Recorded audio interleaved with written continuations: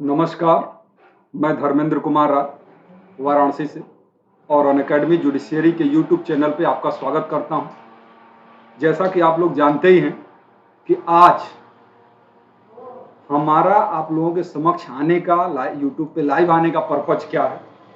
Purpose हमारा ये है कि हम अपने छोटे भाइयों को, अपने अनुजों को, अपने जूनियर को उन चीज़ों के बारे में बता सकूं, उन अनुभवों के बारे में बता सकूं, ताकि वो जो बिहार एपीयू की मेंस की परीक्षा भी देनी, उस परीक्षा में वो गलती करने से बच जाए और इस बार मेंस देने का जो अवसर मिला है इतनी बड़ी वैकेंसी में, वो हाथ से निकल ना जाए और इसी बार सिलेक्शन हो जाए, अगली बार का इंतजार ही ना करें।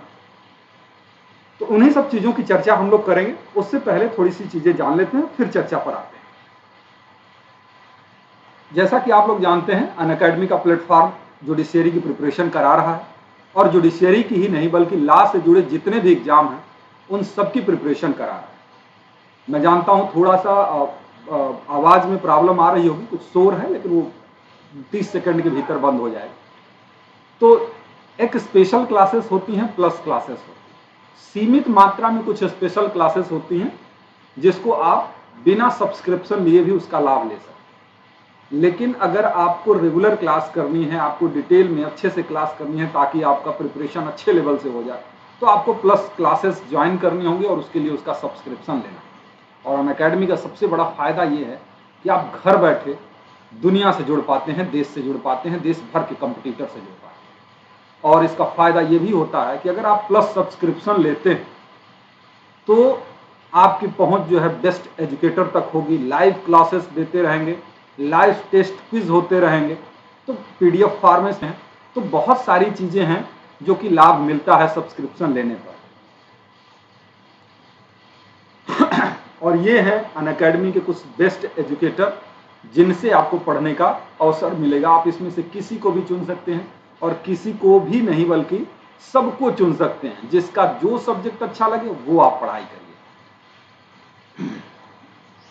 और ये है सुविधाएं कुछ अनअकैडमी की तरफ से, घर बैठे तैयारी करना, प्रैक्टिस टेस्ट मिल जाना, स्टडी मटेरियल मिल जाना, डाउट क्लियरिंग सेशन होना, ये लाइव टेस्ट सीरीज होना, बहुत सारी चीज़ें हैं जिसका लाभ हम लोगों को इसके माध्यम से मिलता है। अब आप जानते ही हैं T20 मार्क टेस्ट चल रहा है और वो 17 मई से ही चल रहा है, 17 मई से ही चल रहा है। देखिए,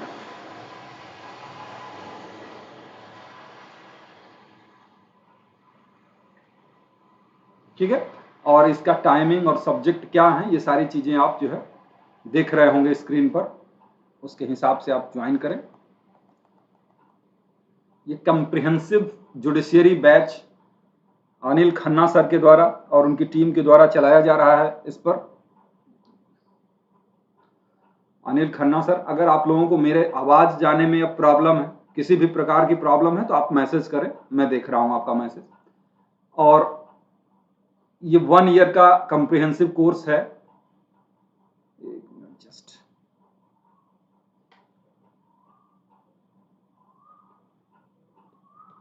तो 1 ईयर का कम्प्रिहेंसिव कोर्स है जो कि 15 जून से चलाया जाएगा और अनिल खन्ना और सर और उनकी टीम द्वारा ये चलाया जाएगा। उसको आप ज्वाइन करें और उसका लाभ उठाएं। ये भी कुछ कम्प्रिहेंसिव बैच हैं, जैसे हरियाणा के PCSJ के लिए क्रैश कोर्स चल रहा है जो कि 15 मार्च से ही चल रहा है, और एक कोर्स चल रहा है जो 5 मई से चल रहा है और 15 जून से जो है वो चलने वाला है, उसकी चर्चा हमने की ही है।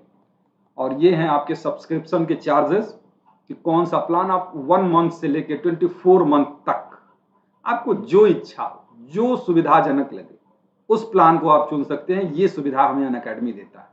और अगर आप जो आपको फीस स्ट्रक्चर दिखाई दे रहा है उसमें भी आप चाहते हैं कि डिस्काउंट हो जाए कुछ, तो उसके लिए आपको ये कोड यूज करना होगा, राय लाइव।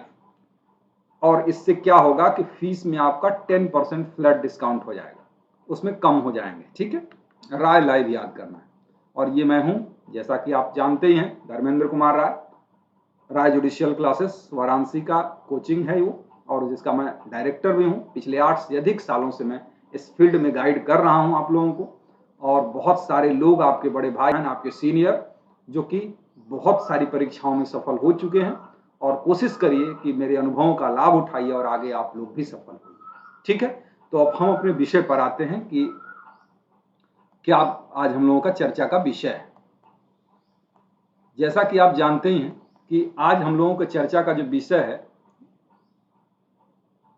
वो है बिहार एपीओ मेंस की प्रिपरेशन कैसे की जाए। सबसे पहले आप दिमाग में ये चीज तो डाल लीजिए कि किसी भी व्यक्ति का जो परीक्षा क्वालिफाई कोई व्यक्ति करता है और कोई व्यक्ति परीक्षा क्वालिफाई नहीं कर पाता, इसके पीछे ये कारण नहीं होता है कि परीक्षा क्वालिफाई करने वाला व्यक्ति बहुत होनहार है और जिसका क्वालिफाई नहीं हो पा रहा है वो होनहार नहीं। ऐसा बिल्कुल नहीं, और आप ये जानते भी।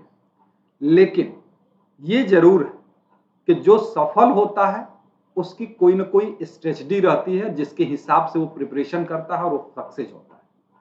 और हम लोग क्या करते हैं जो नहीं सक्सेस हो पाते हैं, उसके लिए करते हैं कि हम बस पढ़ाई करते हैं, हमारा कोई प्लान नहीं होता है, हम उससे ज्यादा जानते हैं, लेकिन जहां जिस मटेरियल की जरूरत है वहां वो चीज हमको ध्यान नहीं आती, जिसकी वजह से हमारा न तो आंसर का फॉर्मेट बेहतर होता है और न ही कभी कभी चीजें होती हैं कि एक दो केसेस, एक दो प्रोविजन जो और डाल सकते थे जो कि हमको बाद में याद आता है। तो इसलिए कुछ गलतियां हम करते हैं जिसकी वजह से बाहर होते हैं। आज हम उन्हीं की चर्चा करेंगे जिससे हम गलतियां न करें और इस बार ही आपका सिलेक्शन हो। देखिए, सबसे पहली बात, आपको मेंस में कौन कौन से सब्जेक्ट की परीक्षा देनी है ये आपके स्क्रीन पर दिख भी रहा है और आपको इसकी जानकारी है। कोई भी ऐसा व्यक्ति नहीं होगा जिसको सब्जेक्ट की नॉलेज अभी तक ना। देखिए, अब इसका प्लान कैसे आपको बनाना है। जनरल स्टडीज की आप देख रहे हैं 100 मार्क्स का ही है।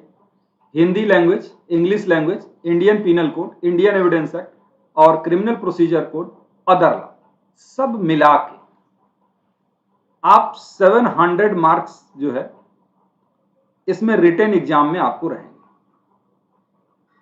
रिटन एग्जाम में 700 मार्क्स हैं और आप जानते हैं कि आपको 100 मार्क्स का जो है इंटरव्यू होगा।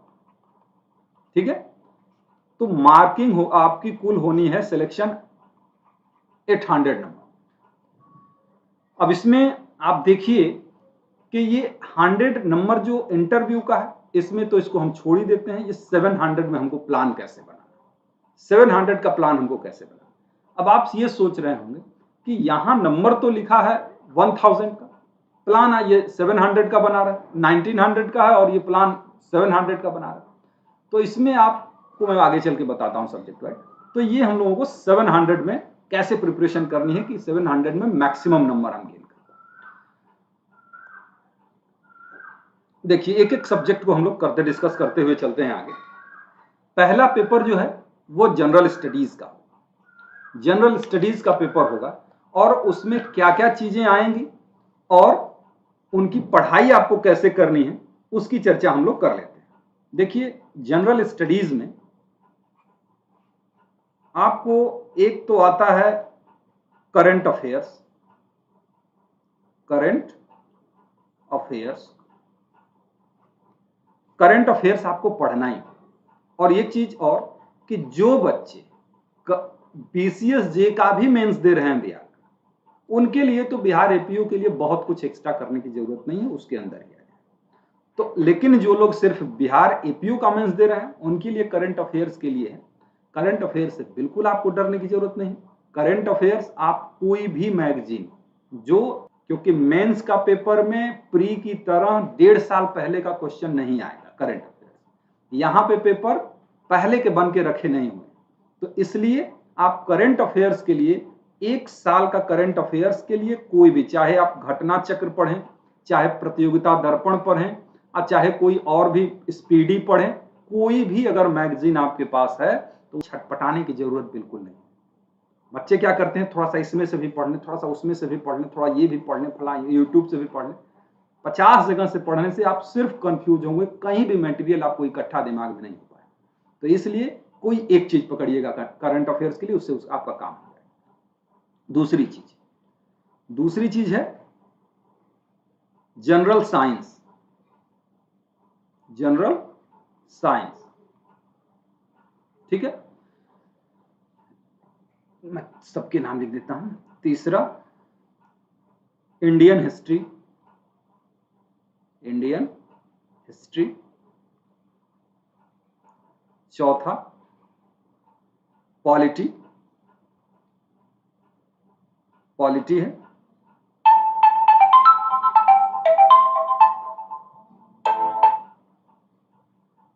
पॉलिटी है, और फिर उसके बाद है जियोग्राफी,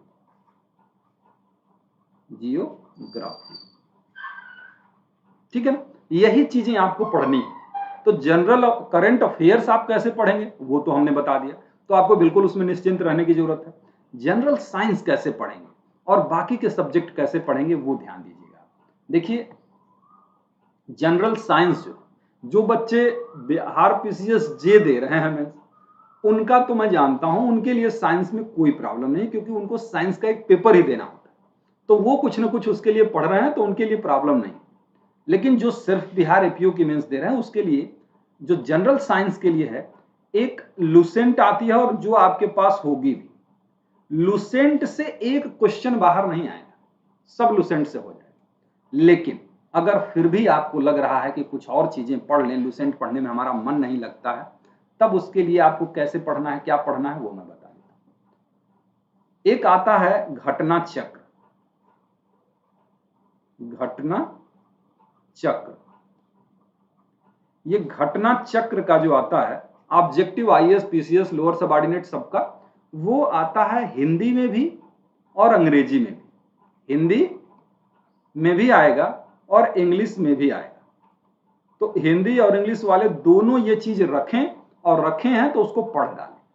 उसका एक्सप्लेनेशन जो रहता है ना, उससे ज्यादा एक्सप्लेन आपको मेंस में नहीं करना है। ठीक है, वन लाइनर क्वेश्चन ही आएंगे आपको जनरल स्टडीज में, बड़ा बड़ा पैराग्राफ लिखने के लिए नहीं आएगा। कुछ क्वेश्चन ऐसे होते हैं जैसे बिहार का भूगोल पूछ दे, तो बिहार का भूगोल पूछेगा तो उसमें ऐसा नहीं कि आपको एक पेज लिखना है, आपको 5 लाइन, 6 लाइन, 7 लाइन बहुत लिखना है तब। ठीक है ना। चक्र जो होगी वो हिस्ट्री के लिए भी ले लीजिए, साइंस के लिए भी ले लीजिए और जियोग्राफी के लिए भी ले लीजिए। ये 3 साइंस के लिए ले लीजिए। ठीक है ना, अरे साइंस करें, हाँ तीनों सब्जेक्ट के लिए आप ले लीजिए। हिंदी और इंग्लिश दोनों में मिल जाएगी, उससे बाहर की चीजें नहीं आएंगी। उसके अलावा आपको लुसेंट अगर पढ़ते हो तो बहुत अच्छी बात है, लुसेंट के लेवल का ही आएगा और बहुत अच्छा स्कोर करने का इसमें चांस रहता है जनरल स्टडीज के पेपर में। चूंकि 100 नंबर का ही है, लेकिन फिर भी आप इसमें 80 तक कर सकते हैं और ये बहुत मायने रखता है। ठीक है ना, इसमें स्कोर कर दिया तो आपको लॉ में थोड़ा सा आराम भी कर सकते हैं। अब आप कहेंगे कि पॉलिटी क्यों नहीं कहे, पॉलिटी आपका तैयार होता है। जो लॉ के स्टूडेंट होते हैं ना, उनको जीएस के पेपर के लिए पॉलिटी पढ़ने की जरूरत नहीं, तो आप उसके लिए निश्चिंत रहिए। आपने कॉन्स्टिट्यूशन पढ़ा है, उससे बाहर का एक क्वेश्चन उसमें नहीं आएगा जो आपको नहीं आए। ठीक है, तो ये चीजें हैं आपको जनरल स्टडीज वाले पेपर के लिए ध्यान देना, जनरल स्टडीज वाले पेपर के लिए ध्यान देना। दूसरी बात, अब आगे बढ़ते हैं हम लोग। आगे बढ़ने में हिंदी लैंग्वेज, ठीक है, हिंदी लैंग्वेज ये भी 100 मार्क्स का है और उसमें 30% मार्क्स पाने हैं, और इंग्लिश में भी 100 नंबर्स का है और इसमें भी आपको 30% मार्क्स गेन करने हैं। क्वालिफाइंग है, इसका नंबर ऐड नहीं होगा। और कुछ बच्चे हिंदी और इंग्लिश लैंग्वेज से भी डरते हैं, जैसे इंग्लिश मीडियम वाले हैं तो ये डरते हैं कि हिंदी में कैसे लिखेंगे, और इंग्लिश वाले हैं तो हिंदी वाले हैं तो इंग्लिश के पेपर से डरते हैं। इसमें रेयरेस्ट ऑफ रेयर ऐसा कोई हो सकता है जो क्वालिफाई ना करे, नहीं तो सब क्वालिफाई कर जाते हैं, सिर्फ सारे क्वेश्चन अटेम्प्ट कर देना। लेकिन अगर फिर भी डर लग रहा है आपको कि पता नहीं क्या होगा, तो कोई भी क्योंकि उसमें देखिए क्या क्या चीजें आएंगी उसको देख लीजिएगा। हाँ, पिछले वाले के लिए मैं बता देता हूं आपको एक और चीज, इंग्लिश में तो नहीं आती, ये जनरल स्टडीज के लिए। हिंदी में आता है लॉ फाइटर। ठीक है, हिंदी में एक लॉ फाइटर आता है, तो उसमें प्रीवियस ईयर के क्वेश्चन पेपर भी रहेंगे जनरल स्टडीज और साइंस के, और उसके अलावा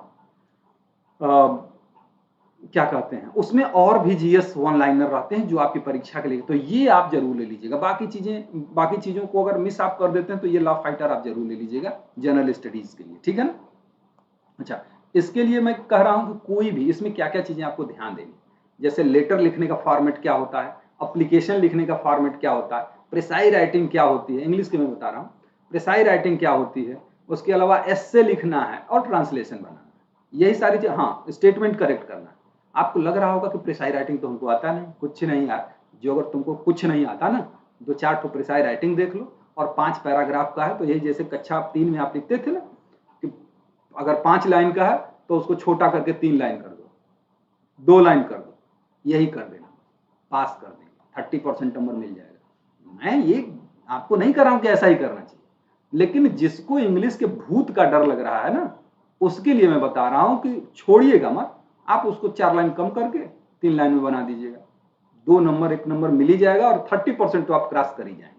तो डरने की बिल्कुल जरूरत नहीं है यहाँ पे, क्योंकि वो आज तक का रिकॉर्ड रहा है कि इसमें कोई फेल न तो पीसीएसजी में न पीओ में हुआ। और दूसरी चीज, आप प्रीवियस ईयर का क्वेश्चन पेपर के चक्कर में न पड़िए, क्योंकि बिहार एपीओ की परीक्षा पहली बार इस सिलेबस से हो रही है।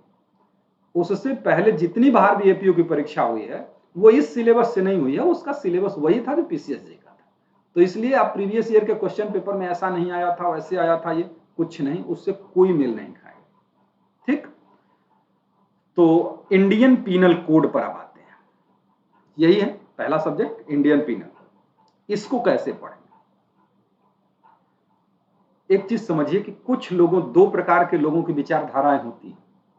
कुछ लोग सोचते हैं कि आईपीसी, सीआरपीसी, एविडेंस, वो तो हमको आता है, कुछ न कुछ तो लिख ही लेंगे, माइनर पढ़ लेते हैं। तो आईपीसी, सीआरपीसी, एविडेंस यानी कि ये कुल कितना हो गया?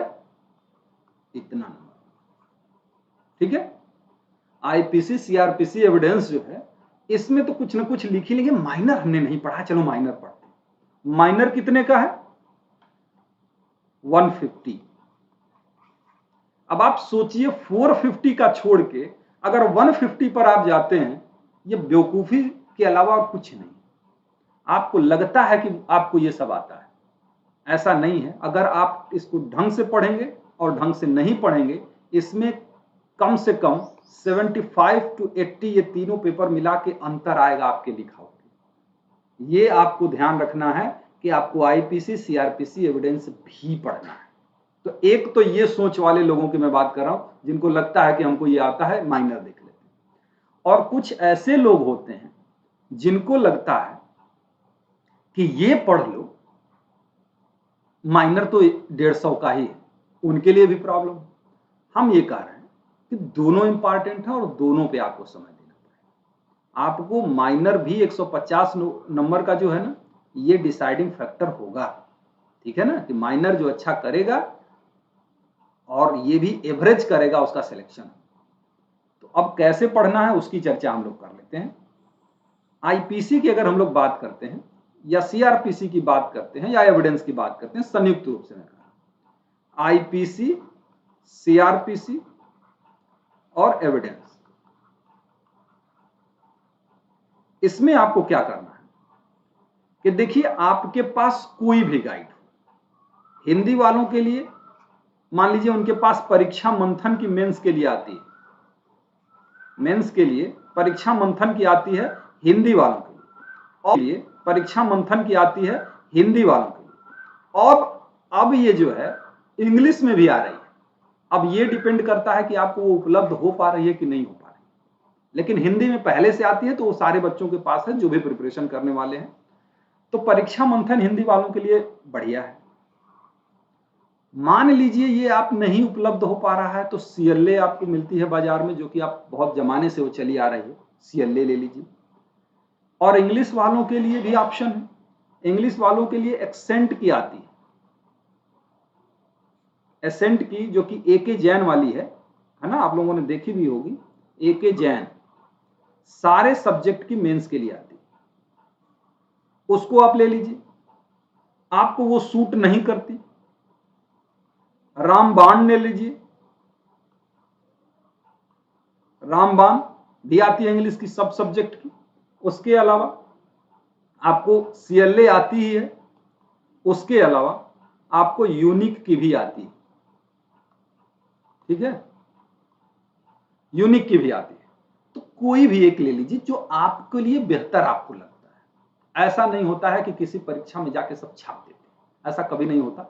और ये भी भूल जाइए कि आपने जो एलएलबी और एलएलएम में परीक्षा देने का, मेंस में, अरे लिखने का जो प्रैक्टिस किया था वो यहाँ काम आने वाला नहीं। वो अगर उसमें आपने बहुत अच्छी प्रैक्टिस की थी तो वो नुकसान पहुंचाएगा कॉम्पिटिटिव एग्जाम के मेंस में, क्योंकि वहां पे आपने बहुत डिटेल में लिखने की प्रैक्टिस की हुई।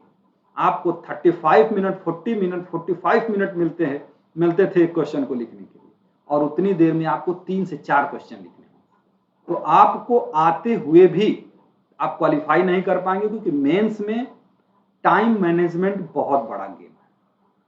कभी कभी लगता है कि हम इस क्वेश्चन में इतना जानते हैं तो हम लिख के ही आगे बढ़ेंगे, और खा गए आप 2 क्वेश्चन का, तो दूसरे क्वेश्चन पे तो आपको 0 मिला ना।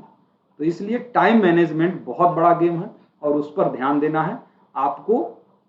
आगे और भी बातें करते हैं। तो हमने क्या कहा अभी, क्या क्या चीजें आपको पढ़नी है। इसके लिए हिंदी वालों के लिए परीक्षा मंथन है ही, और परीक्षा मंथन बेस्ट है। उसमें छांट लेनी है कुछ चीजें, अननेसेसरी एक ही बात 2-2 जगह लिखी हुई है।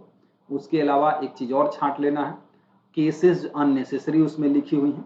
तो कुछ टॉपिक को जो है अब इसमें इससे नहीं पढ़ना है जितनी गाइड हमने बताई। अब इसमें पढ़ना कैसे है, वो जो भी गाइड आपको पसंद आती है, गाइड प्लस बुक, ये दोनों लीजिए और दोनों को मिला के नोट्स बना लीजिए। अपने हैंड रिटन नोट्स से ही पढ़ाई करना है। बुक से, गाइड से कोई पढ़ाई नहीं होती, और पढ़ाई होती है लेकिन सिलेक्शन कभी नहीं होता जब तक कि अपने हाथ से आप नोट्स नहीं बनाते। एक चीज, अब आप सोचेंगे कि इतनी जल्दी परीक्षा है और ये नोट्स बनवाना सिखा रहा है। नहीं, परीक्षा जल्दी नहीं है, और जल्दी जल्दी के चक्कर में सब खत्म हो जाता है। तो इसलिए अभी भी अगर आप लाइव देख रहे हैं वीडियो को, तो समझिए कि आपके पास कम से कम 2 महीने का समय, और कम से कम 2 महीने का मतलब ये 3 सब्जेक्ट, मतलब 1 महीना नोट्स बना के पढ़ाई करने की मैं बात कर रहा हूं, क्योंकि पहले से भी कुछ पता है तभी तो आपने प्री क्वालिफाई किया है। तो 1 महीने में ये 3 सब्जेक्ट नोट्स बना के आप रट सकते हैं। और दूसरी चीज कि जो माइनर है, जो 6 माइनर है, बिल्कुल आपने नहीं पढ़े हैं, फिर भी आप हर माइनर पे 3 से अगर 4 दिन देंगे तो 1 महीना उसमें भी होगा और हो जाएगा। ये तो तब जब परीक्षा आपकी 2 महीना बाद हो जाएगी तब, और जो कि उसकी कोई गारंटी नहीं टाइम। तो आप अच्छे से बनाइए नोट्स और उस नोट्स को पढ़िए। सिंपल, हमने बताया ना कि बहुत परेशान होने की जरूरत नहीं होती कि 4 मटेरियल जुटाएं और फिर नोट्स बनाएं, कभी नोट्स कंप्लीट नहीं होगा। आप एक ठो गाइड उठाइए और एक ठो बुक उठाइए, बस उसी से नोट्स बना जाइए। एक चीज और ध्यान दीजिएगा कि आप जो है, एक आता है जजमेंट एंड लॉ टुडे, या जजमेंट से संबंधित कोई भी प्रकाशन आपको पसंद आता है, 1 ईयर का भी एक ही बार में आ जाता है, मंथली भी आता है, ठीक है ना। तो 1 ईयर वाला ले लीजिए, और संभव हो तो आप 2020 और 2019 दोनों का एक एक साल का ले लीजिए। और जो टॉपिक आप आईपीसी सीआरपीसी एविडेंस के पढ़ रहे हैं, रिसेंट केस 2019-20 के उसमें एक एक ठो डाल दीजिए, जिस टॉपिक का आपको मिल पाए नोट्स में मेंशन कर दीजिए। ये आपके आंसर के वेट को बढ़ाएगा। प्रोविजन सब मेंस देने जा रहे हैं, सब लिखिए। आपका जो ये रिसेंट केस है ना, वो बढ़ाएगा आपके आंसर की क्वालिटी, ठीक है। और ये बिल्कुल मत डरिए कि दूसरा वाला बहुत लिख रहा होगा। आपकी जो स्पीड है उसे आप लिख पाएंगे, और उतने ही मटेरियल लिखेंगे जितना कि आप जानते हैं। तो जितना आप जानते हैं उसी को सबसे बेहतर तरीके से लिखने की जरूरत है। सुंदरता सबको अच्छी लगती है, तो इसलिए आंसर की फ्रेमिंग जो है अच्छी होनी चाहिए, तब आपको कंटेंट्स जो हैं। दूसरा अभी आगे और चीज मैं बताता हूं। एक चीज और ध्यान दीजिएगा कि कोई भी, जैसे मान लीजिए आंसर लिखना आप शुरू करते हैं, तो शुरू में इंट्रो आप डालेंगे। ज्यादातर क्वेश्चन में, हर क्वेश्चन में इंट्रो डालने लायक नहीं रहता है, ज्यादातर क्वेश्चन में इंट्रो। फिर उसके बाद अगर बताने लायक है तो मीनिंग की बात करेंगे, ठीक है।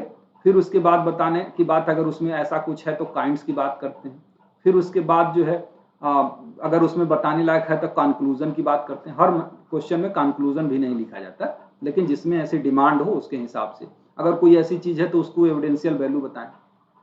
हेडिंग ज्यादा से ज्यादा बनाएं, कभी कभी लोगों को हमने देखा है कि पूरा का पूरा एक पेज पैराग्राफ में लिख देते हैं और खोजते रहिए उसमें कि कौन कौन सी बातें लिखी।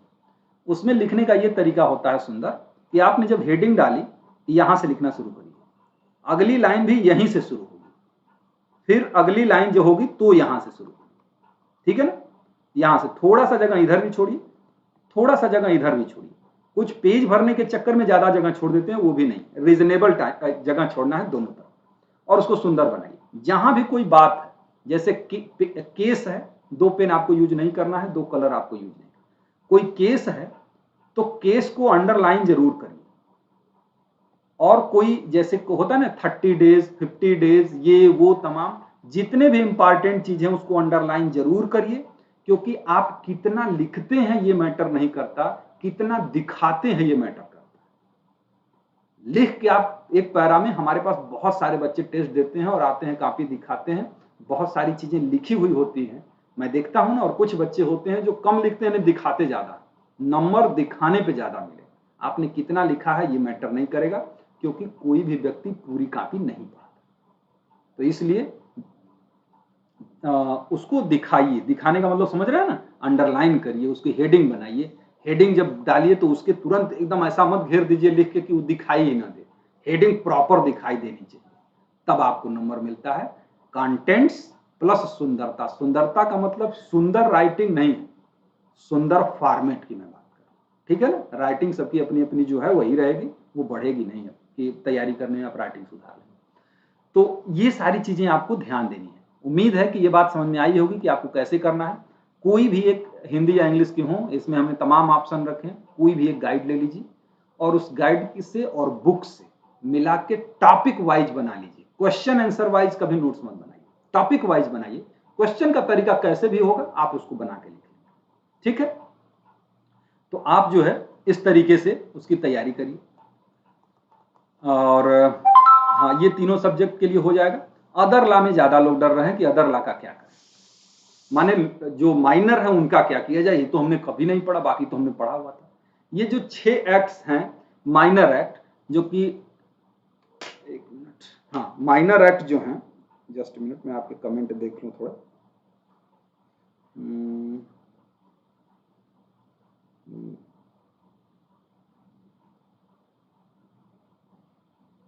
हो सकता है आपने कमेंट कुछ किया।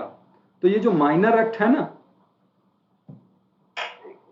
हाँ माइनर एक्ट जो है,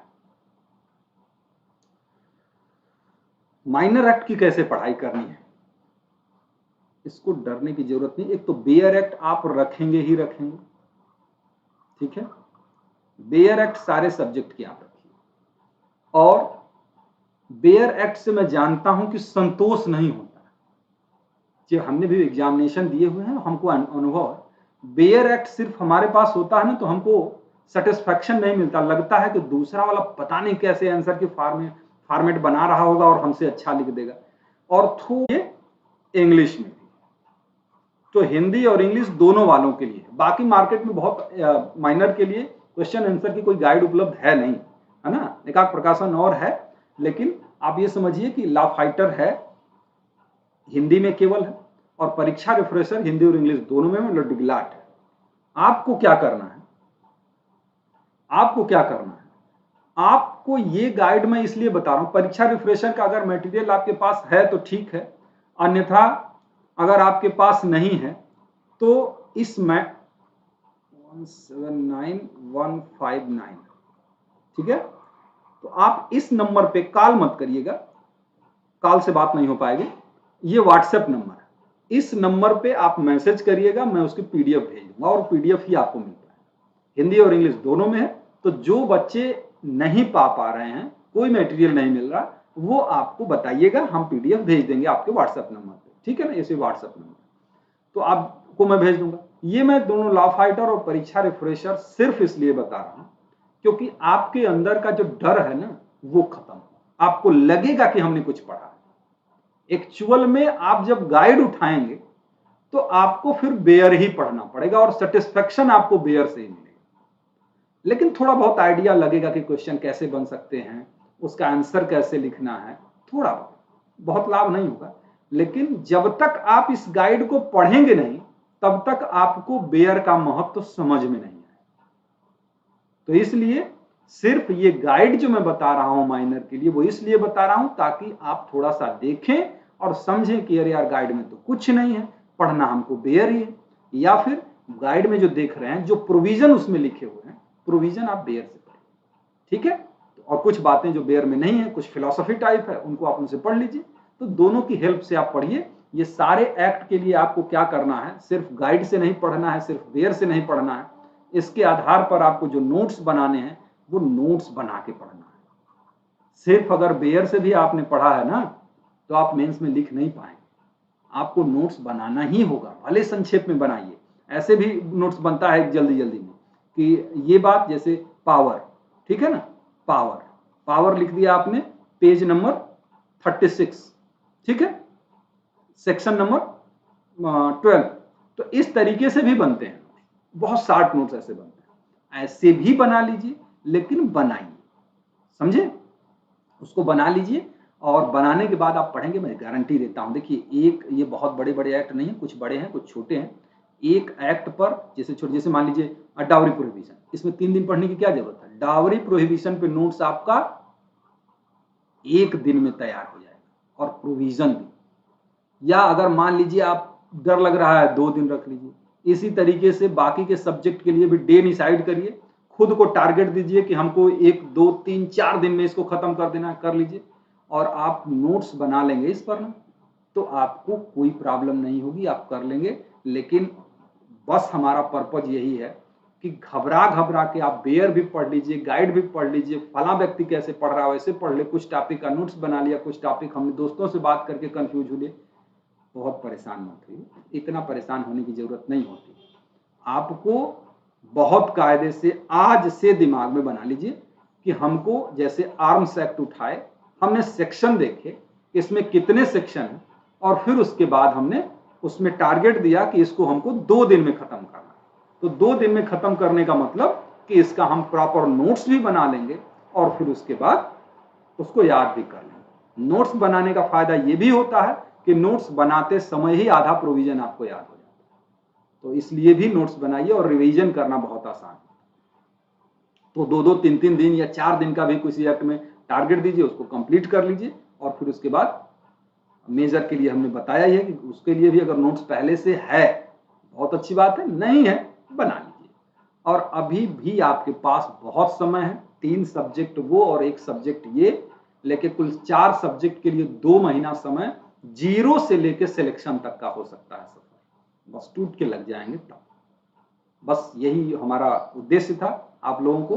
हालांकि इसमें अगर फिर भी किसी प्रकार की प्रॉब्लम है, तो इस पर आप मैसेज कर दीजिएगा, इस व्हाट्सएप नंबर पे। हम जो है कुछ न कुछ सलाह अपनी समझ के हिसाब से दे देंगे आप लोग, ठीक है। उम्मीद है कुछ जरूर न कुछ बल मिला होगा, और फिर आप लोगों से संपर्क होगा हमारा। धन्यवाद। हाँ, एक चीज और मैं बता दूं, कल 12 बजे मैं फिर से उसमें प्रिवेंशन ऑफ करप्शन एक्ट पे आधा पौन घंटे की चर्चा करूंगा मैं। तो कल भी आप रहिएगा, और कल की चर्चा होगी थोड़ी सी, ठीक है। नमस्कार।